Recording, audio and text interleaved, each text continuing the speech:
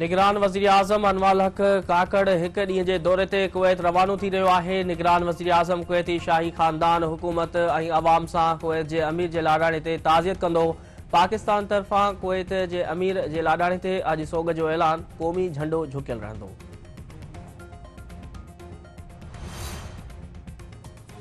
Election commission में Tehreek Insaf intra party चूंड बाबति केस जी ॿुधणी थी रही आहे। Chief election commissioner Sikandar Sultan Raja ji सरबराही में 5 रुकनी बेंच ॿुधणी कंदी।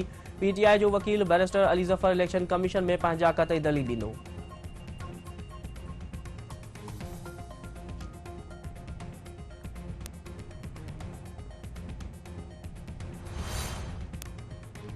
Chief secretary Sindh doctor Mohammad Fakhr Alam सां सूबाई इलेक्शन कमिश्नर शरीफुल्लाह जी मुलाक़ात। ईंदड़ आम चूंडनि में इंतज़ामनि बाबति तफ़सीली ॻाल्हियुनि जी ॾियाट ॿठ। चीफ सेक्रेटरी जो चवणु आहे त सिंध हुकूमत तरफ़ां पुरअमन इलेक्शन कराइण लाइ तयारियूं कयूं वयूं आहिनि। शफ़ाफ़ चूंड लाइ इलेक्शन कमीशन खे समूरियूं सहूलियतूं फ़राहम कयूं वेंदियूं। सूबाई इलेक्शन कमिश्नर चयो त इलेक्शन कमीशन 8 फरवरी ते चूंडूं कराइण लाइ ज़रूरी तयारियूं करे वरितियूं आहिनि।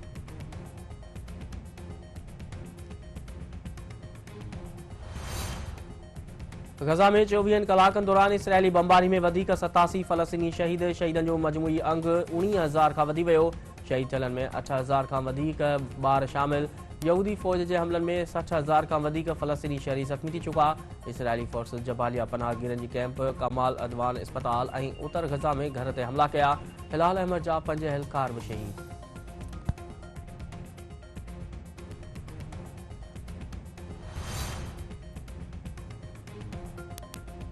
हमास गज़ा में इसराइली हमला मुकमल बंदि थियण ताईं ॻाल्हियुनि जो इम्कान रद्द करे छॾियो। इसराइली वज़ीर आज़म बि जंग जारी रखण जो ऐलान कयो। फ़लस्तीनी मज़ाहमती तंज़ीम हमास जो चवणु आहे त गज़ा में इसराइली हमला मुकमल तौर बंदि थियण ताईं यरगमालनि जे हवाले सां ॻाल्हियूं न थींदियूं। क़तर ऐं मिस्र गज़ा में नई जंगबंदी जूं कोशिशूं जारी। पोप फ्रांसिस गज़ा में मासूम शहरनि ते इसराइली हमलनि खे दहशतगर्दी करार ॾेई छॾियो। संदसि चवणु आहे त गज़ा मां लाॻीतो संगीन ऐं दर्दनाक ख़बरूं अची रहियूं आहिनि। शहरनि खे बमनि ऐं गोलियुनि सां निशानो बणाए पियो वञे। मुक़दस हंधनि अंदरि बि हमला कया पिया वञनि। स्नाइपर्स चर्च में औरत ऐं संदसि धीउ खे क़त्लु कयो ऐं ॿियनि खे ज़ख़्मी कयो।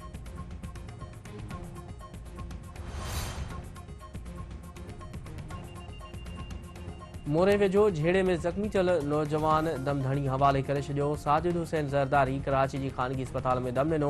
ज़रदारी बिरादरी में ज़मीन जे मामले तां झेड़े में माज वियलनि जो अंग वधी 4 थी वियो।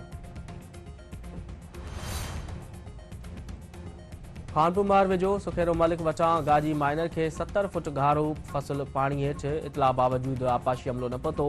ॻोठाणा पंहिंजी मदद पाण तहत गारो बंदि करण में रुधल।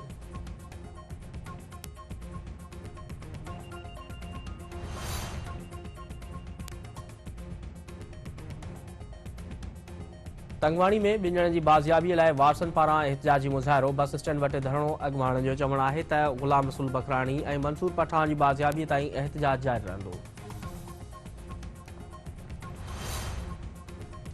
ऐं वॻण वेझो इंटस हाईवे ते गाॾी ऐं मोटरसाइकिल में टकर, पुलिस एहलकार फ़ौत, 1 ॼणो ज़ख़्मी। हादसे जे नतीजे में बाज़र वासी एक्साइज़ पुलिस एहलकार शौकत चनू फ़ौत थी वियो। घर में कोहराम।